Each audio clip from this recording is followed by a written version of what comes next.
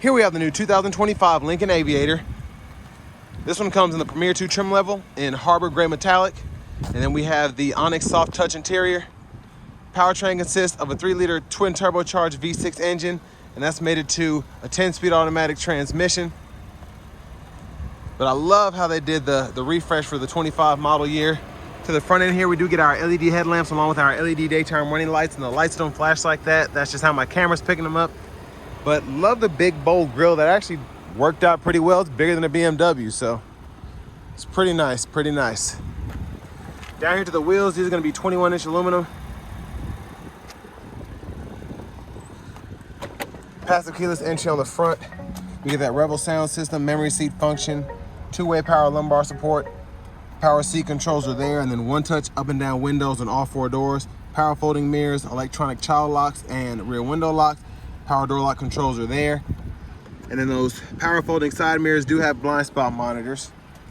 This is the button you use to open your door electronically. If for whatever reason you lose power, you pull right there and that'll open the door for you. Hood release there. Lift gate, headlamp controls. You get a power tilt and telescoping steering wheel.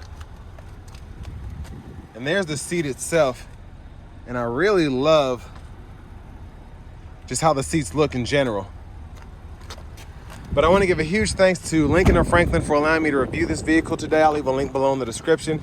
If you're looking to find the best price on one of these closer to home, click that second link down below. It takes just a minute to fill out your information, and I'll make sure the local dealers are fighting to get you the best price on this or whatever new vehicle you might be interested in.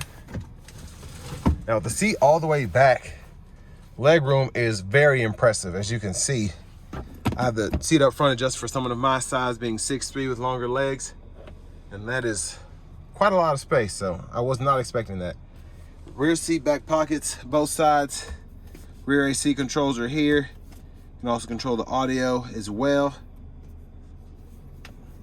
2 USB-C ports, a 110-volt 3-prong plug-in. And then the actual vents are right here, but you also have your 3-stage heated seats in the back as well. The middle, you do have a nice little center console here. I really like how they did this. It's easy to step over, but it's still kind of there if you want to put your cups in here, your phones, or whatever. And there's a look at the third row, and still a good size between the third row and the second row too. I'm very impressed with this one in particular. But 2 USB-C ports are on that back driver's side there, and the LED reading lights throughout. There's the panoramic sunroof cover, the shade. And then you could probably hang a shirt or pair of pants on there if you need to.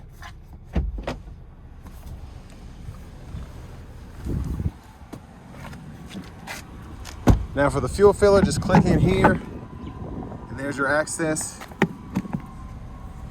And then to the back end, full LED tail lamps, which look really good. And your dual exhaust there.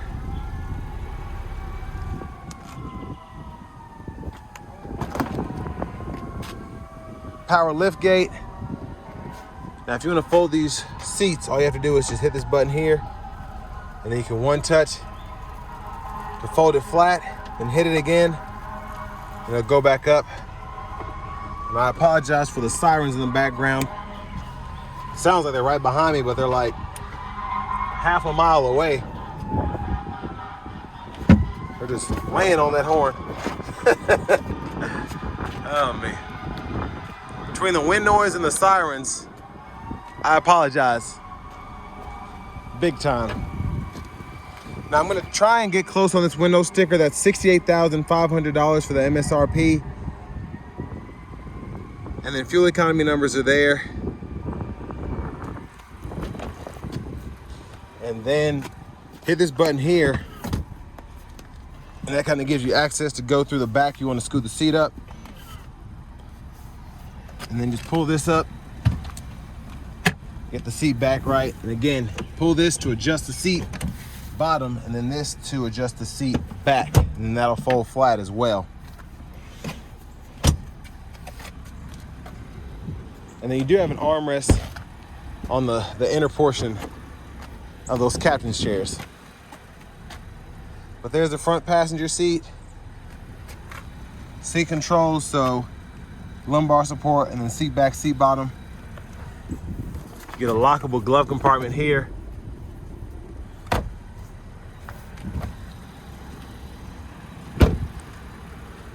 Now as we come back around to the front, just a quick look in the engine bay. There's that 3-liter twin turbocharged V6.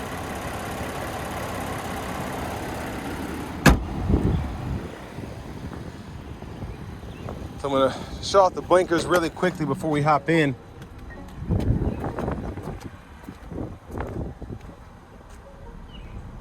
So it doesn't flash like that again, but it's flashing because it's picking up the LEDs.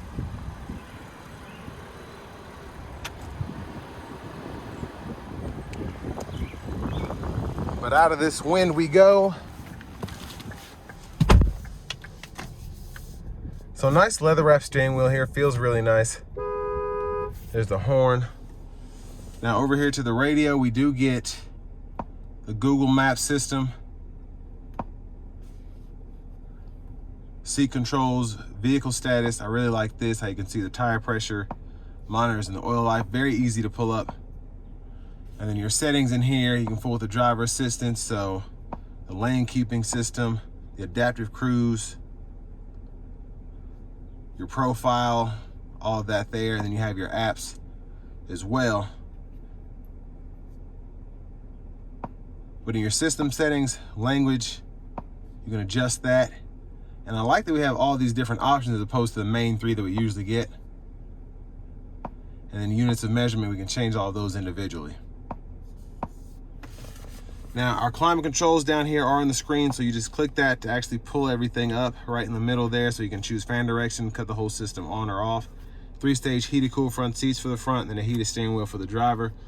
But you can adjust everything pretty much on the screen here, and it's pretty easy to do.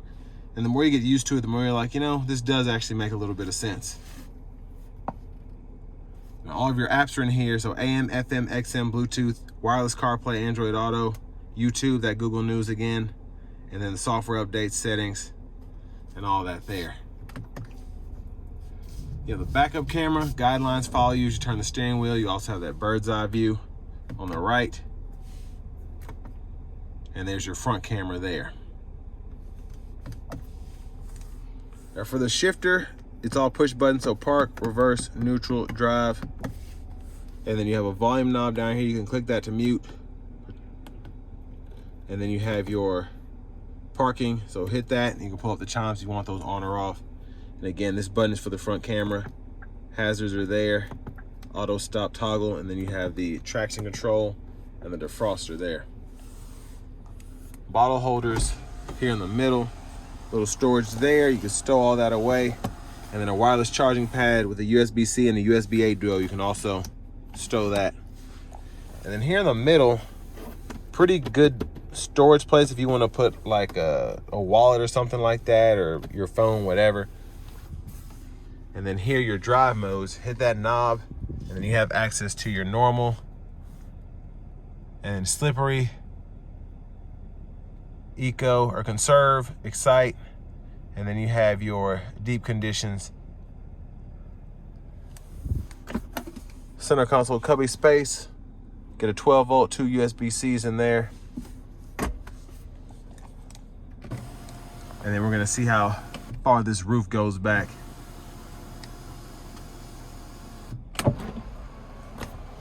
So that's a one touch there. And then you can hit it a second time, almost goes all the way behind the glass, but a pretty big opening. And there's a look at the back seat from up here. And those controls are right here. Sunglasses holder there. Garage door transmitter. And there is the vanity mirror. But back to the steering wheel itself. Left side stalk is blinkers. And the low beams are on. You can turn the high beams on. Then you can flash there. Your lane keeping system you can toggle on the side. And then you do have automatic wipers here. So one time auto, low, high. And you can adjust the auto sensitivity here. Then your rear wiper is that little switch on the side. And and then push back for that fluid, pull up for the front fluid. You do get these paddle shifters that you can activate while in drive behind the steering wheel. Voice recognition button is here, and then you have your volume controls, track list, or radio station presets, and then over here you have your shortcuts for the phone, settings. So if you want to fool with a heads-up display, you can do that. I think there's a piece of, yeah, take that off.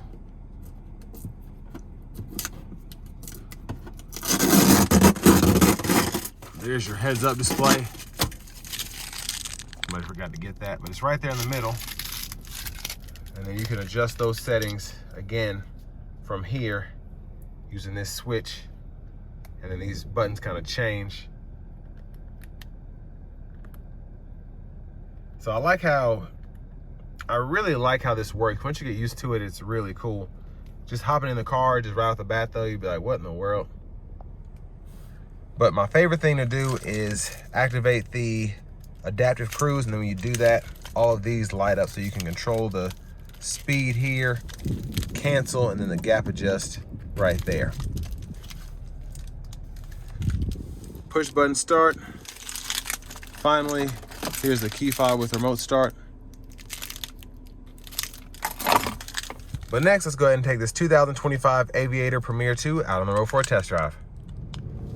So starting the test drive in this Aviator Premier 2, it's a pretty smooth ride. Just right off the bat, it's easy to control, relatively quiet even though it has a twin turbo V6. And it's one of those things you get behind the wheel of and you're just thinking, oh yeah, this is nice.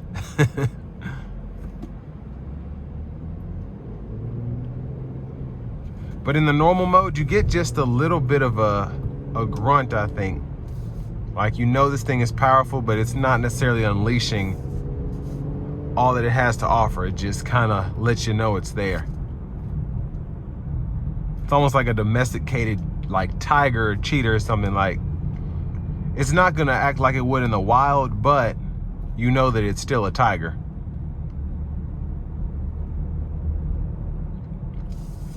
But the overall driving dynamics, I like the steering feel. It doesn't feel flimsy. And in most SUVs, that's usually what I come across, but here it's just very elegant. It requires a little bit of force, but it's not necessarily tough. And it's smooth, but it's not, again, flimsy or however else you describe that. It's just a perfect feel. It just feels normal.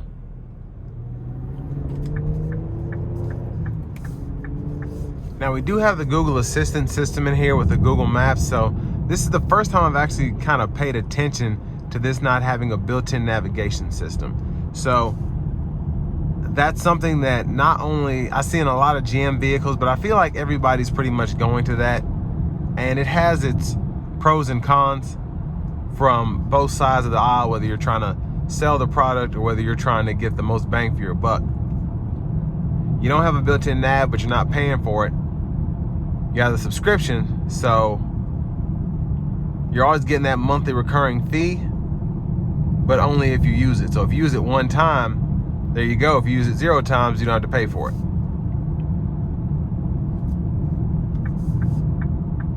But in terms of the seating, my only complaint is specifically with these seats in the Premier 2 is they just feel a bit small for someone as wide as me. Just on my back, I just feel like I'm about to seep over the seats. They just kind of like close in right on my shoulders. And there might be a way to adjust that. That's just how I got in the vehicle. So maybe a setting could like loosen the bolsters up or something like that, but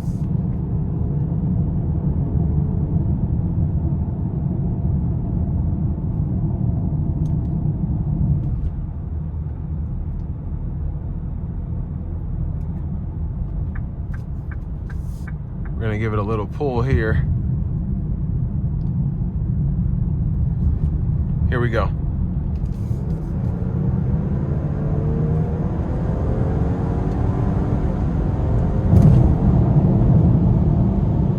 So relatively quick, and I didn't even put it into the excite mode, so that's pretty good.